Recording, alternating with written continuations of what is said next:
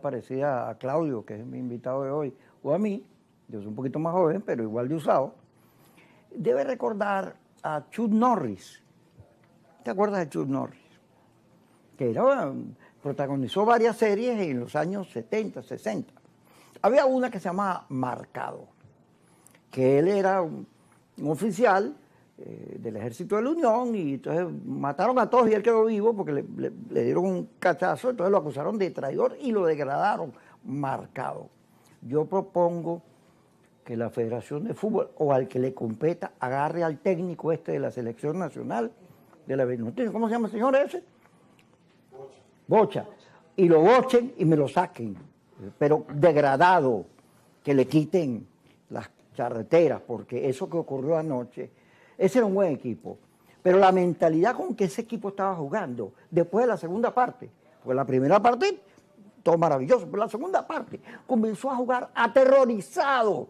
Anoche, ese estadio delirante, después que meten el gol, aquel gentío, aquella alegría, y después aquel desastre. Entonces entrevistan a los jugadores, Claudio. ¿Y qué pasó? Ay, nos distrajimos. ¿Cómo te vas a distraer con ese gentío gritándote? Y Richard Páez, que con él comenzó la recuperación de la vino tinto, dice, es que nunca jugamos como equipo. Ese equipo nunca tuvo mentalidad de ganador, sino salió en la segunda parte a buscar empates y situaciones numéricas en vez de salir a ganar. Fíjate Bolivia, yo no vi el gol, dicen que es un autogol, una cosa ahí tramposa, no autogol no, que fue un penalti regalado. Pero Bolivia le gana a Brasil y clasifica para el repechaje. Y todo el país anoche, cuando vimos ese 6-0, algo nos pasó en lo más profundo. Yo no sé, tú dices que entramos en un luto. Sí, fue una noche triste. Yo creo que el país anoche durmió muy triste. Y es una tristeza compuesta, ¿no? La tristeza de la Vinotinto, la ilusión de Venezuela en un mundial. Venezuela, fíjate que estoy hablando de Venezuela, no estoy hablando de los fanáticos del fútbol, ni de los especialistas en fútbol. No, la Vinotinto ha sido una amalgama, ha sido como un nylon que fue cosiendo y cosiendo todos los tejidos nacionales, el que sabe, el que no sabe de fútbol, un sentimiento de unión. Y el país durmió muy triste, tanto por no ir al mundial, como por los muchachos también, porque hay una solidaridad silente con cada uno de los jugadores, ¿no? De saber que ahí estaban poniéndolo todo y bueno, para quienes no tenemos competencia, no estamos calificados para dar una opinión, ni es lo que se nos solicita, es decir, que no sabemos de eso, de la técnica del fútbol, habrán ocurrido muchísimas cosas. Pero lo cierto es que el país está muy triste por los muchachos, por el país, fue una noche bien difícil, muy difícil, y las reacciones que uno recoge son esas, pues las críticas al técnico, es decir, hay una tristeza que el país no sabe por dónde expresar. Fue una noche dura. Fíjate, nosotros vamos, el penúltimo partido en Argentina. Ese día es el último partido que juega Messi en su patio. Sí. Y cuando el juego comenzó, todo el mundo, Messi, la gente lloraba, y ay, nos van a una pela aquí. Y efectivamente nos metieron 3-0. Ni siquiera llegamos a chutar a la puerta. No hubo tiros al arco. Sí, no hubo un tiro al arco. Pero nos metieron 3-0. Aquí en Maturín, con ese estadio a reventar, con todo el país, nos meten 6 goles. Sí. No. Yo no quiero culpar a los jugadores, porque esos jugadores, ¿quién puede culpar a Salomón Rondón? Que, bueno, metió un gol, que andaba en los 2 partidos. Fíjate que en el de Argentina lo sacaron antes, comenzando el gol lo sacaron, pero tú lo dejas con la angustia de hacer algo. Pero algo le pasó al equipo, y eso tiene que ver con la dirección. Claro. Con la dirección. Ese técnico me lo saca, no, si no yo voy yo mismo y lo degrado con una X marcada. Terrible. Qué triste. Vamos a comenzar por ahí, porque fíjate, el día anterior, yo tengo a Luis Augusto, que es amigo tuyo, Luis Augusto Romero. Entonces Luis Augusto dice que este es el momento, más o menos diciendo lo mismo de Petro, que por cierto Petro fue a Brasil y señaló que Colombia no se iba a prestar el suelo colombiano para ninguna agresión contra Venezuela. Pero comento que él dice, bueno, está el momento en el cual la unidad nacional, y hay que sentarse con el gobierno a revisar salarios, a revisar agua, gas, luz, servicios, condiciones de vida. Y yo le digo, yo creo que hay un problema más de fondo, porque tú sabes que cuando uno empieza a pedir salario, luz, gas, empieza una quejadera, que de la quejadera a la desesperanza, lo que es un milímetro. Y yo estuve aquí Alonso Barrio, que es psicólogo social, decía que él vive aquí, pero estaba en España, tenía 5 años en España, pero toda la vida ha sido venezolano. Y él decía que él lo que encontraba en la calle era un país desilusionado, sin esperanza. Yo le decía, ¿cómo vamos a subir salarios, a arreglar carreteras, cuando este país tenía 500.000 millones de presupuesto y ahorita lo que tienen 80?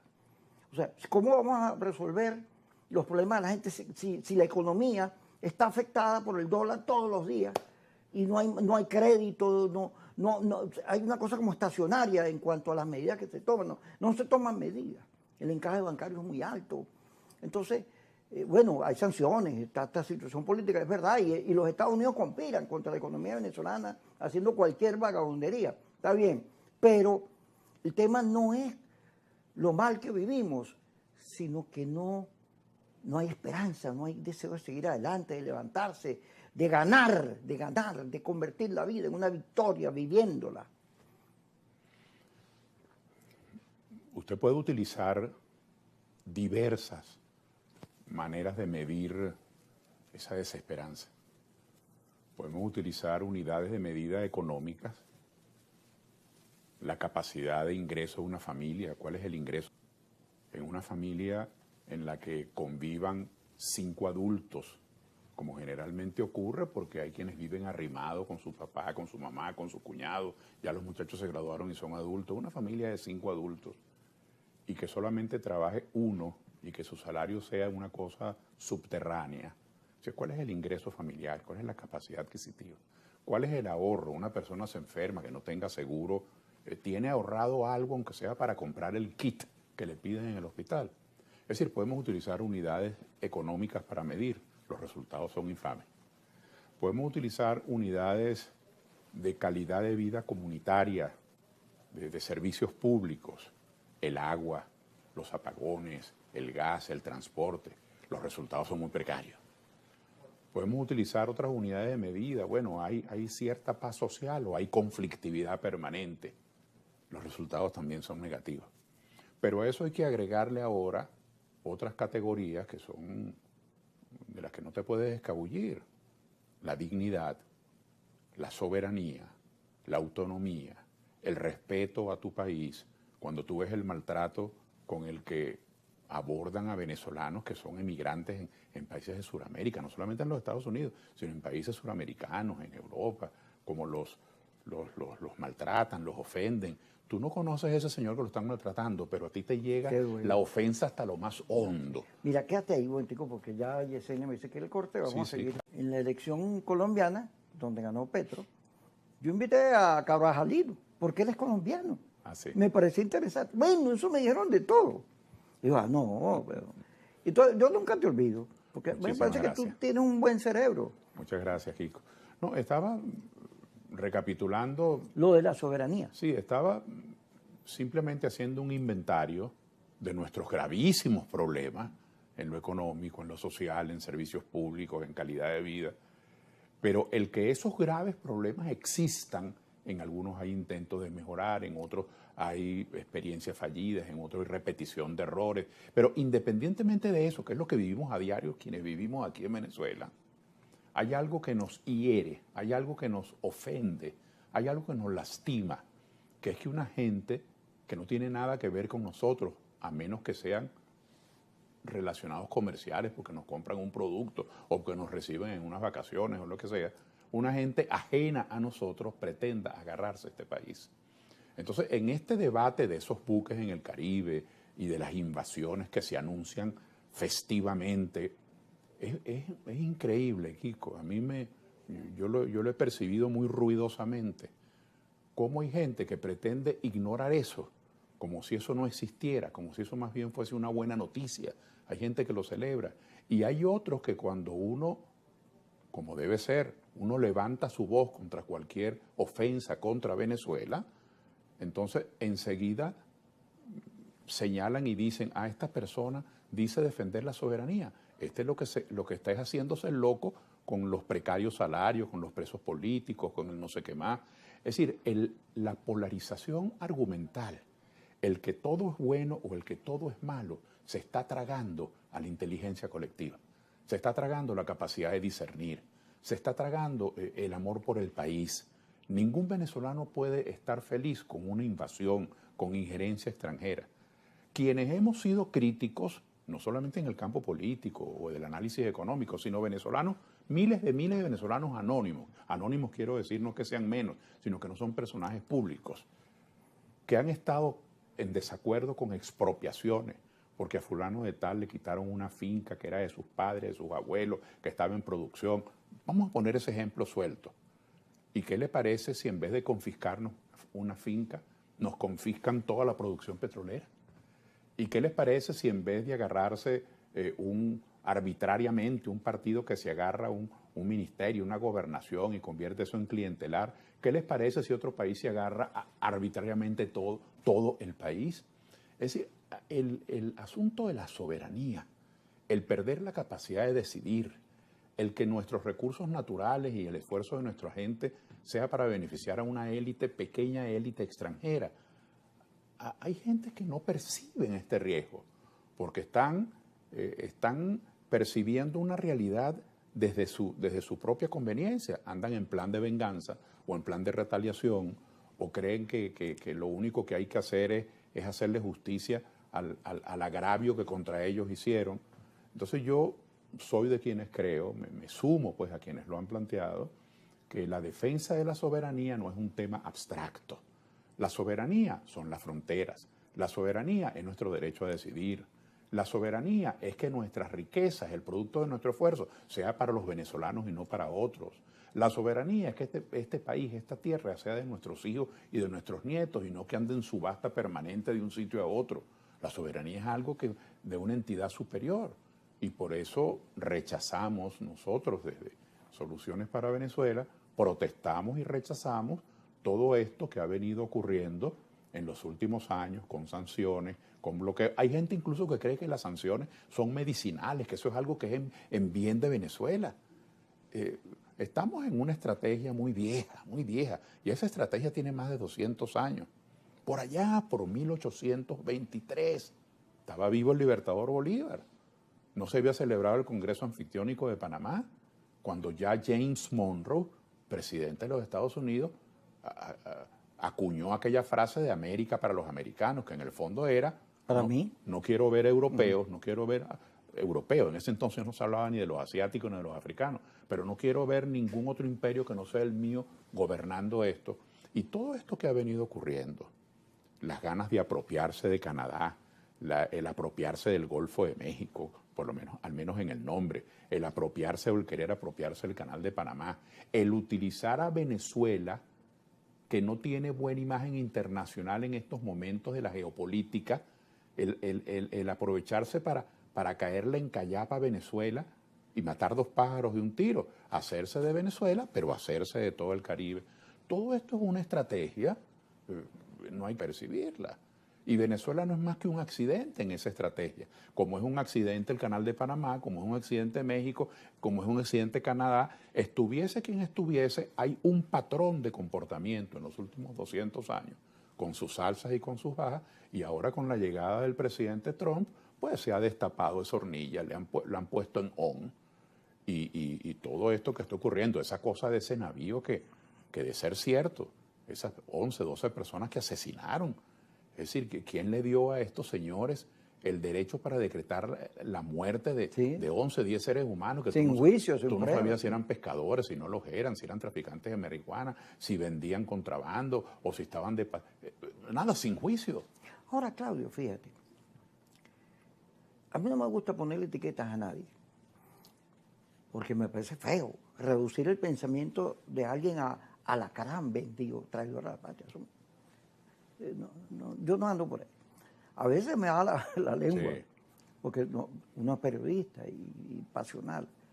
Pero fíjate, la historia de Venezuela está llena de una permanente lucha entre factores buscando el poder.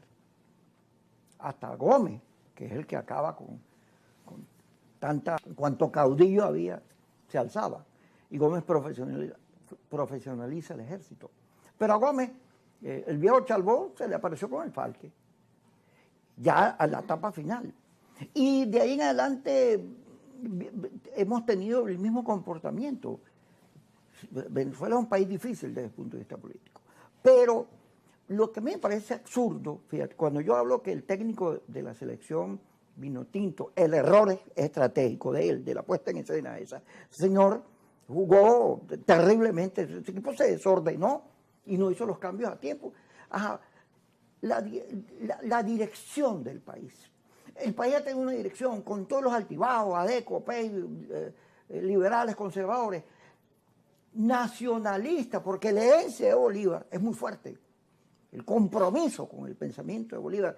La patria está construida sobre un soporte muy grande que es Simón. Liderazgo, por eso yo me puse a las primarias, un liderazgo que pretende, que no salió a la calle cuando la gente salió, que no hizo nada, ni convocó, ni fue a pelear lo que supuestamente había ganado, pidiéndole a otros que le resuelvan el problema.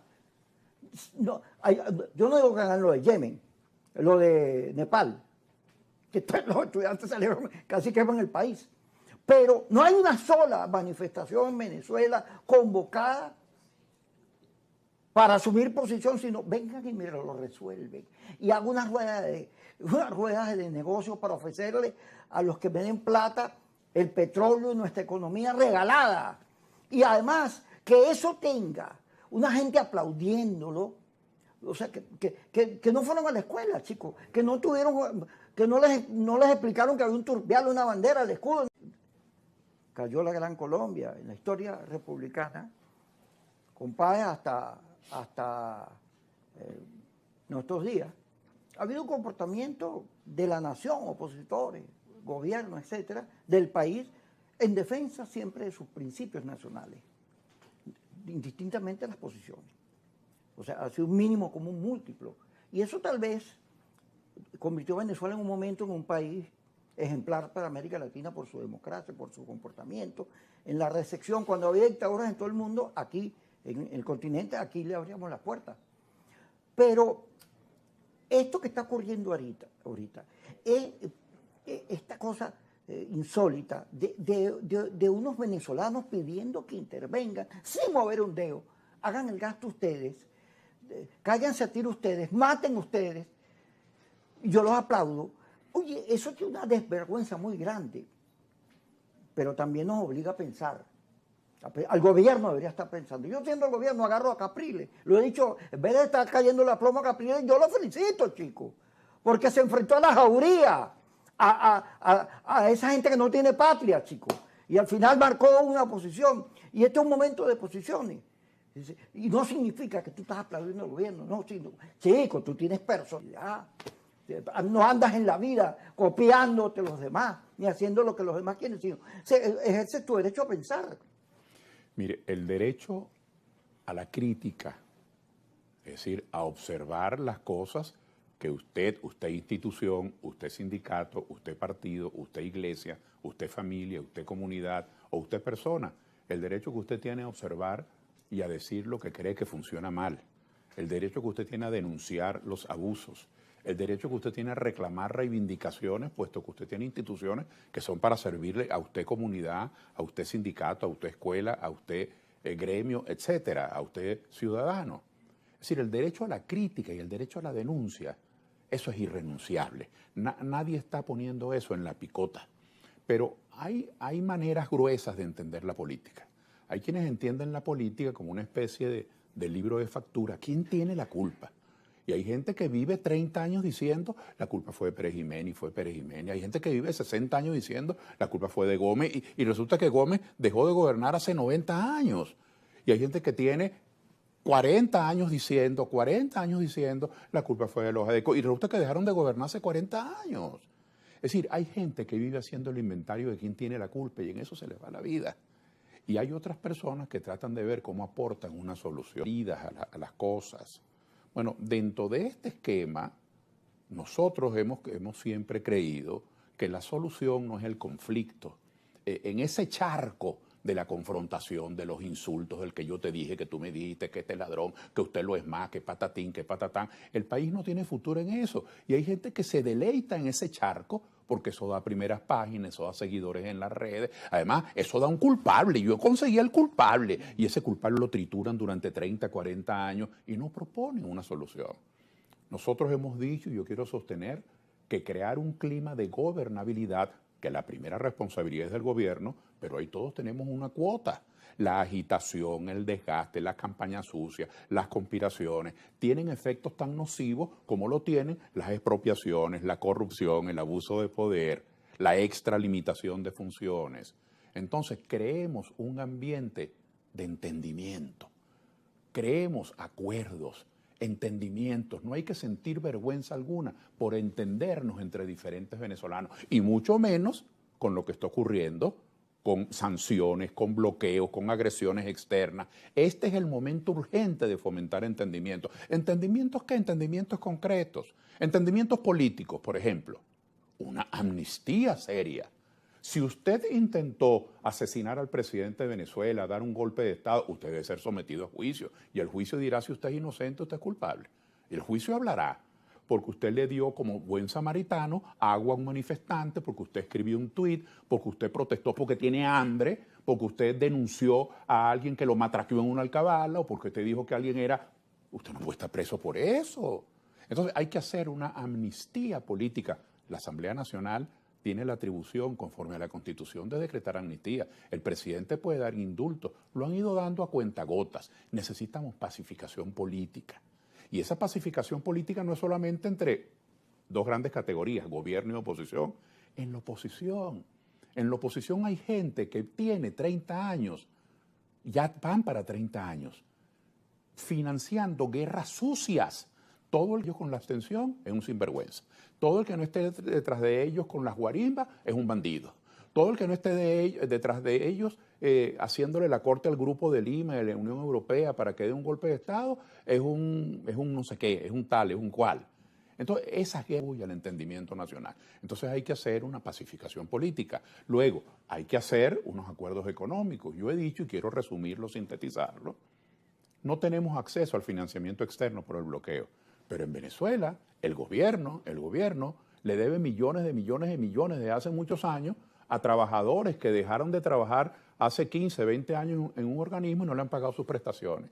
A un proveedor, a un contratista. Toda esa deuda interna, vamos a ponernos de acuerdo para resarcir esa deuda, para cumplir con eso. Eso sería un elemento de reactivación económica. Luego, los situados, vamos a ponernos de acuerdo. Queremos consejos comunales, yo estoy de acuerdo, que tengan poder de decisión, pero consejos comunales, alcaldías, gobernaciones, ¿con qué dinero? Si el situado hoy es injusto. Entonces hay mucha tela que cortar, hay mucha materia por ponernos de acuerdo, y ahora, en el contexto de estas agresiones externas, con más razón debemos estar unificados los venezolanos para defender la soberanía. Esa es nuestra posición. Defendamos la soberanía sin complejo. No es que usted, para defender la soberanía, primero tiene que recetar las 500.000 críticas que tiene y después defiende la soberanía, como para que no vayan a decir que usted está vendido. Es que la soberanía no es propiedad del gobierno, es de nosotros. Tenemos que corte, porque eso es el resurgimiento de la violencia en Colombia. Pero también dice, Maduro tiene, no dice Maduro, se lo agrego yo, para decirlo yo, Maduro tiene, cuando habla de unidad nacional, que ser abierto. Porque este es un gobierno muy cerrado. Y tomar la iniciativa. Sí, muy desconfiado, desconfía a todo el mundo. Entonces, yo agarro, chicos, el poliedro, cadena nacional, todos los días hacen unas cadenas para decir cosas que con un boletín de prensa pueden resolver. Bueno, hágalo para asuntos importantes, comunique al país, y que aparezca Fede Cámara, la iglesia, los gremios, los partidos, las personalidades, todo el mundo agarrado, we are the world, we are the children, cantando, celebrando la soberanía y que somos venezolanos. Pero no hacen nada de eso, porque entonces la soberanía se convierte en mi propiedad. No, la soberanía es parte de de lo que nos hace país, la defensa de lo que somos como venezolanos. Entonces, yo le critico al gobierno es que en estos momentos, en vez de cerrarse, tiene que abrirse. Porque lo que le viene encima, yo no sé qué va a pasar. No creo que se vayan a meter y vayan a agarrar, y lo que hicieron en Panamá, o lo que hicieron en Grenada, lo que hicieron en Afganistán, lo que hicieron en Chile, lo que hicieron en todos los americanos que vienen metiéndose en asuntos que no son suyos, lo vayan a hacer aquí. Pero hay una amenaza muy fuerte ahí. Sabrá Dios cómo ahora con tanta tecnología que puede pasar. Entonces, defiende tu país con el país al lado. Sí, tiene la política de, cuando nosotros hablamos de acuerdos, de entendimientos, de aproximaciones, son acuerdos sobre qué. Es decir, si Kiko Bautista va a poner el televisor en la sala de su casa o en su cuarto, es un asunto privado, tú no tienes que ponerte de acuerdo con nadie para eso. O si yo voy a ir ahora en diciembre para la playa o para los Andes o me quedo aquí en La Guaira, es un problema privado. Cuando hablamos de acuerdos, hablamos de los asuntos de grandes decisiones públicas. Decisiones públicas. ¿Cómo es posible que hasta ahora, y es algo que pareciera cotidiano, pero eso es insostenible en el tiempo y es dañino, usted no puede entrar a un ministerio si usted no es rojo rojito? Pero usted no podía trabajar hasta hace 2 meses en la gobernación del Zulia si usted no era de Un Nuevo Tiempo. Y usted no puede trabajar en la alcaldía de Chacao si no es de Fuerza Vecinal. Es decir, el sectarismo hizo metástasis. Un país así no tiene operatividad funcional, no tiene destreza para tomar decisiones, no es ágil ni es justo. Entonces todo eso de que la gente pueda acceder a los cargos públicos por competencia, por currículum, por capacidad o para utilizar el viejo latiguillo constitucional, todos tienen derecho a acceder a los cargos públicos. Bueno, pero vamos a hacerlo realidad, vamos a practicar la unidad nacional, el situado nacional. Si usted sabe que el año que viene vamos a vender petróleo, por ejemplo, es un ejemplo, a $70, ¿por qué usted va a calcular el petróleo a $50 en el presupuesto? Ah, porque ese es el ingreso ordinario si queda aprobado. Y es en base a los ingresos ordinarios que se reparten los situados. Entonces yo creo consejos comunales, gano alcaldía, pero resulta que yo mismo estoy quitándole a esas instituciones la posibilidad de operar porque lo que les va a llegar por el situado es muy poco porque estoy calculando el ingreso en base a una cifra ficticia. Vamos a ponernos de acuerdo. Luego, lo que dije antes de las acreencias, es un interés nacional, vamos a pagar la deuda interna, los proveedores, los acreedores, la gente que no se le ha pagado prestaciones, esos son los temas. Un Estado tan disperso, en todas partes, hay 44 ministerios, en todas partes hay gente buena, gente honesta, pero no se trata de evaluar a las personas individualmente. Vamos a ver las grandes políticas. Si usted sigue con el gasto público tan disperso, tan atomizado, hace 12 años teníamos un presupuesto de $50.000 millones, hace tan solo 12 años. Y como efecto del bloqueo, hoy tenemos a duras penas 6-7 mil millones mal contados, porque no sé, es dentro de la incertidumbre. Si tenemos tan pocos... ¿Y cuánto había en los tiempos de democracia? Como 500 millones. 500 dependía del precio del petróleo. Pero era alto. Dependía del precio del petróleo. Pero bueno, ¿cómo no? Pero usted lo veía. Ahí está el metro, ahí está el embalse del Guri, ahí están más de 80 universidades estatales públicas. Usted lo veía. Entonces, ahora vamos a esa unidad nacional. ¿Usted cree que y con todo respeto por la gente que trabaja allí, porque siempre hay gente honesta y buena en todas partes, a lo que yo iba, con este modelo de poquito que llega con el bloqueo, lo poquito, usted lo va a picar entonces, todo el mundo tiene derecho a una boronita, vaya a cualquier organismo público, a cualquiera, y usted encontrará que en ese organismo público todos son deficitarios. La respuesta es no hay. Bueno, entonces vamos a hacer un gran entendimiento nacional para sustituir la dispersión, la atomización del gasto por la concentración en las grandes prioridades, que acabemos con esa ofensa indigna de que una gente se enferma y va a un hospital y tiene que llevar el mertiolate, la gas, el remedio. Bueno, lo que falta es llevar el médico, que son una maravilla, pero es lo que falta por llevar. Entonces, el entendimiento nacional, Kiko, disculpa que me encadene, los acuerdos no son una vagabundería entre políticos, es que hay que tomar grandes decisiones que son muy costosas y que las tome un solo partido no tiene fondo. Esto que ocurre en Nepal, donde la generación Z tumban al gobierno y es un vendaval, la gente, wow, Digo, ya va, ya va. Este señor Netanyahu le acaba de meter unos misiles a Dakar y hoy bombardeó Yemen. Bueno, a Gaza la ha destruido, hay denuncias de todo tipo de violación de los derechos humanos. Ese señor es expresión de un tiempo donde los discursos como el de Trump, ¿qué diferencia hay entre el discurso de Trump frente a los inmigrantes y Hitler con los judíos? Discúlpame, pero hay una cosa ahí que hacen chispa. Esta cosa de la violencia, donde el ser humano es cada día más animal en vez de ser rector de la civilidad. Entonces, eso ya va, no a la guerra. Entonces, hay una diferenciación. Yo quiero sentirme mirando a la cámara orgulloso. No estoy con los radicales. Y el que esté con los radicales y que no va para el cielo. Sabrá Dios en qué candela va a morir. Mire, uno de los elementos discursivos de Trump, una cosa insólita, pero allí está registrado en estos últimos 6 meses. Uno de los elementos discursivos de Trump, palabras más, palabras menos, tales y cuales países han venido explotando a los Estados Unidos, tales y cuales países han venido maltratando a los Estados Unidos.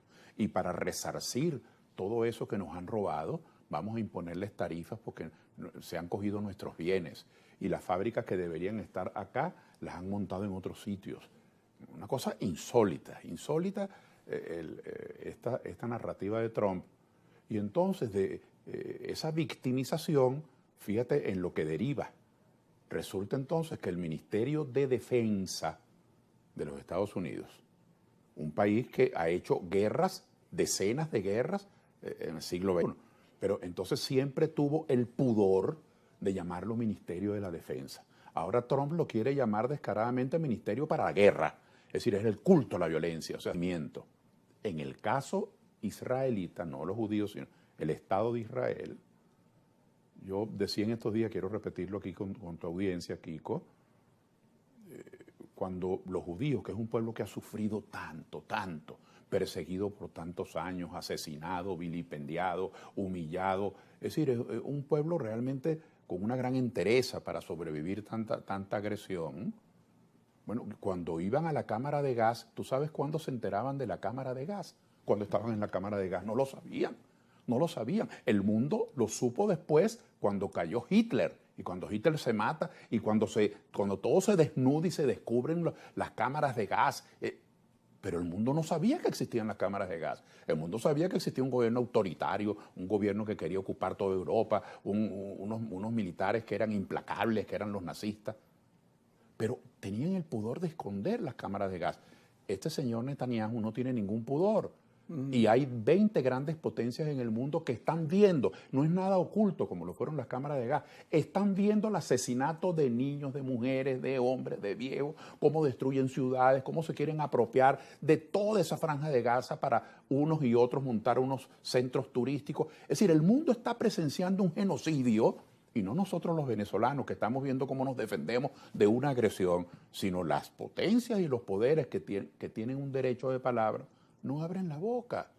Es decir, la violencia se está adueñando del mundo. Y luego, llegando aquí a Venezuela, vamos a bajar ahora de la azotea para la planta baja humildemente nosotros. En vez de ser un valor cívico, entenderse, procurar aproximaciones, hacer acuerdos. Yo te escucho. Oye, chico, de esas 20 cosas que tú dijiste, Kiko, hay 3 que me parecen interesantes. Tú me escuchas y tú dices, bueno, yo voy a revisar esta.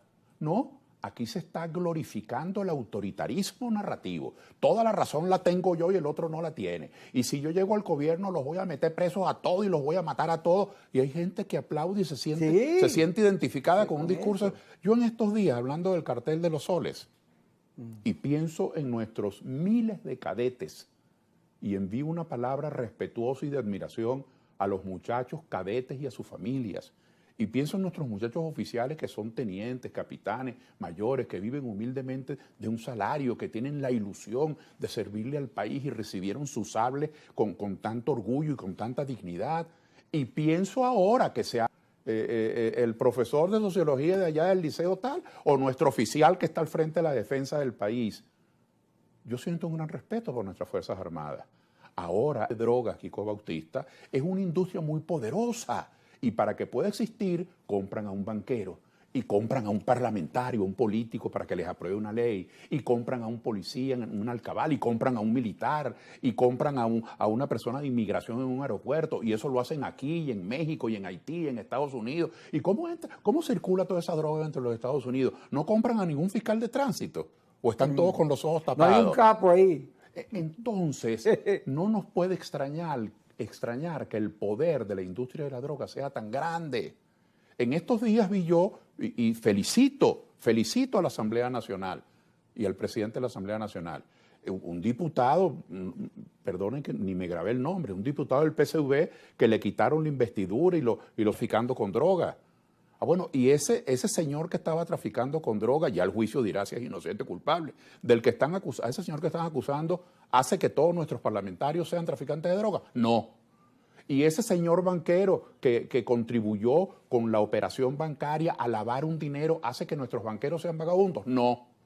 Y ese señor o esos 2 o 3 militares sinvergüenzas y vagabundos que utilizaron su puesto en una alcabala o en la frontera o en un aeropuerto para tratar. No. Protesto esa denominación del cartel de los soles. Como protesto lo del Tren de Aragua. El Tren de Aragua existió. Y en mala hora lo dejaron crecer, porque aquí en Venezuela todo el mundo sabía, desde Tucupita hasta Cabimas, desde Los Teques hasta San Juan de los Morros, todo el mundo sabía lo que ocurría en Tocorón, todo el mundo sabía el poder que tenían los pranes en las cárceles, que a eso le han bajado el copete, y lo dejaron, y Tocorón lo dejaron, y el Tren de Aragua fue creciendo. Hoy no existe.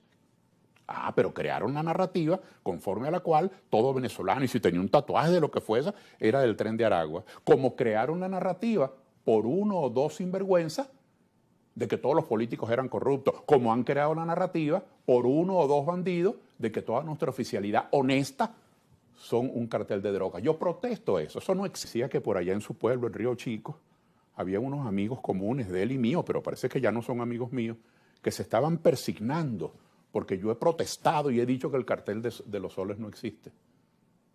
Bueno, y yo digo, bueno, igual se persignaban cuando yo llamaba a votar y creían que lo correcto era la abstención. Igual se persignaban cuando yo llamaba a los diálogos y al entendimiento y creían que lo correcto era pasar por las armas a todos los chavistas y la venganza. O cuando llamamos a la defensa de la soberanía, porque ellos lo que quieren es ser gringos y tener un pasaporte de otro país y ellos quieren ser catires o azules. Entonces, pongamos los pies sobre la tierra. La unidad nacional es necesaria, es fundamental, como tú lo has pregonado con tan buen juicio. Y yo estoy de acuerdo con tu planteamiento. En la unidad nacional, el gobierno tiene que tomar la iniciativa. Tiene que tomar la iniciativa con decisiones políticas, tiene que tomar la iniciativa con decisiones económicas, tiene que tomar la iniciativa con decisiones gerenciales, tiene que abrir el abanico, pero tiene que encontrar interlocutores. Porque si todo el mundo quiere jugar a la C, eso yo nunca he conocido a ninguno. Si cada quien quiere ahora, vislumbrando en el proyecto de cada quien, de que Venezuela va a ser una Venezuela que no sabe lo que es un chavista, ni un adeco, ni un perejimenista, ni un copellano. Venezuela no sabe lo que es eso. Venezuela va a ser una Venezuela nueva que vamos a construir. Yo nunca he escuchado tanta necedad. Los venezolanos somos todo eso y tenemos que sentarnos a ponernos de acuerdo y a sacar el país adelante. Ahora, fíjate, estamos a tiempo de hacer las alertas. O el propio Maduro decía en cadena nacional que no sé cuántos, 12.000, 1.200, cuántos misiles están en esos barcos y en esos submarinos apuntándole al país. Mira, yo vengo haciéndole seguimiento a la opinión pública norteamericana, que está en contra de la guerra. Eso sí, mándale un avisito, porque es un país bélico. Yo digo las mayorías. Perdona la interrupción. Anoche en CNN, justamente en CNN, en un programa larguísimo que está todas las noches y que dura unas 2 o 3 horas, le dedicaron un buen espacio a esto del barco, del peñero que explotaron, y las críticas son tremendas. Yo vi el reportaje. Tremendas las críticas y la contra este acto bárbaro. Sí, la BBC de Londres. El mundo está diciendo a los Estados Unidos, ya va, cada vez que te metes en un país lo destruye. No por la acción bélica, sino porque lo que deja es un tiempo que hay que insistir. Si el gobierno quiere escuchar, bueno, Pero por lo menos la conciencia hay que dejarla, hay que ponerla a la mesa. No, y este señor Trump y este señor Rubio no pueden estar equivocados ni pueden, Dígame ni Rubio, pueden chico. deformar. Por ejemplo, Venezuela es un país amigo de los Estados Unidos. Así es. Venezuela ha sido un proveedor seguro de petróleo de los Estados Unidos. Venezuela tiene su corazón, su alma. Después del estado Zulia, Carabobo, Miranda, Caracas, Anzoátegui, Táchira, los estados más grandes pobladamente, me refiero demográficamente del país. Después de esos, donde viven más venezolanos en los Estados Unidos, Mira, te voy a decir algo. ahí está nuestro corazón. Nosotros queremos amamos ese pueblo. Ya hay centenares de miles de venezolanos, criollitos como el Topocho, que son ciudadanos americanos. Nosotros queremos esa amistad, lo que no humillación ni agresiones. Pero fíjate, Eugenio el de Seattle, Eugenio Martínez. Eugenio Suárez. Está en 45 jonrones. Yo todos los días le prendo vela para que llegue a los 50. Pero claro. ¿Dónde está en el béisbol americano? Claro. Porque nosotros también nos gusta el béisbol americano. No, perdón, y ese es su segundo país. Sí. Ahí está educando a sus hijos. ¿Quién más quisiera que Eugenio Suárez, Altuve, todos nuestros muchachos, Acuña, que Venezuela y Estados Unidos tuviesen buenas relaciones? Bueno, nosotros también las queremos. Que nos compren petróleo, pero sin agresión. Pero no que nos pisoteen. Así es. Gracias, Claudio. Gracias a todos ustedes a la 1 y a las 10 aquí. ¡Cosis otra vez!